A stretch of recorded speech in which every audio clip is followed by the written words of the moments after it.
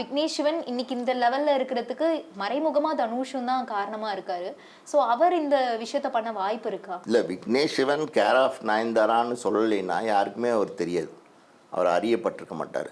இந்த நிலைமையில் இருக்கிறதுக்கு தனுஷ் தான் காரணம்னு சொல்கிறதோட நயன்தாரா தான் காரணம். இப்போ விக்னேஷ் சிவன் தனுஷ் படம் நானும் ரவுடி தான் டைரக்ட் பண்ணிவிட்டு அடுத்து ஒரு படம் ஃப்ளாப் கொடுத்துருந்தான்னு வச்சுக்கோங்க. அடுத்து ஏதோ ஒரு படம் பண்ணார் சூர்யா வச்சு, அது அந்த படம் ஃப்ளாப் கொடுத்துட்டாருன்னு நினைக்கிறேன்.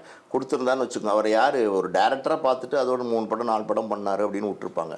நயன்தாராவை மேரேஜ் பண்ணதுனால தான் விக்னேஷ் சிவன் நயன்தாரா, அதுதான் அவருடைய அடையாளம்.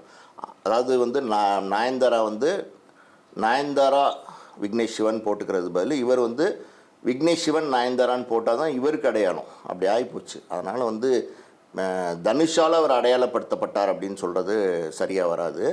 விக்னேஷ் சிவனுக்கு வெஞ்சன்ஸ் இருக்க தான் செய்யும். இப்போ அது ஒய்ஃபை ஆப்ஜெக்ட் பண்ணும்போது ஒய்ஃப்க்கு ஒரு பிரச்சனைனா ஹஸ்பண்டுக்கு அது வந்து ஆட்டோமேட்டிக்காகவே அந்த ட்ராவல் இருக்க தானே செய்யும். அந்த நெகட்டிவ் இது வந்து ட்ராவலாக தான் செய்யும். அதனால் அவருக்கும் அந்த வெஞ்சன்ஸ் இருக்கும். இந்த அறிக்கை என்னை கேட்டிங்கன்னா இது 2 பேருமே தயார் பண்ணதில்லை. இல்லை, ஒரு நல்ல அட்வைஸரை வச்சு தயார் பண்ணியிருக்காங்க இந்த அறிக்கையை. வேணும்ட்டே கீழே இறங்கி தனுஷை வந்து தர லெவலுக்கு இறங்கி அடிச்சிருக்காங்க. அதாவது வந்து Dhanush son of Kasthuri Raja, brother of Selvaraghavan இப்படிலாம் போட வேண்டிய அவசியம் கிடையாது. அதை என்ன அர்த்தம்னா அவரை கேவலப்படுத்தணும் அப்படின்னு சொல்லி அவங்க அதை அறிக்கை கொடுத்துருக்காங்க.